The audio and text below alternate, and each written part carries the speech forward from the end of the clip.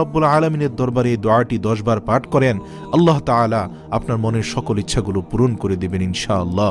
দোয়াটি হচ্ছে কোরআন শরীফেরই আয়াত, আমরা সবসময় মুনাজাতে পড়ে থাকি, রব্বানা আতিনা ফিদ দুনিয়া হাসানা, হে রব আপনি আমার দুনিয়াতে কল্যাণ দান করুন, ওয়াফিল আখিরাতি হাসানা, ইয়া আল্লাহ আপনি আখিরাতেও আমাকে কল্যাণ দান করুন, ওয়াকিনা আযাবান নার, হে প্রভু আপনি আমাকে জাহান্নামের আগুন থেকে বাঁচান।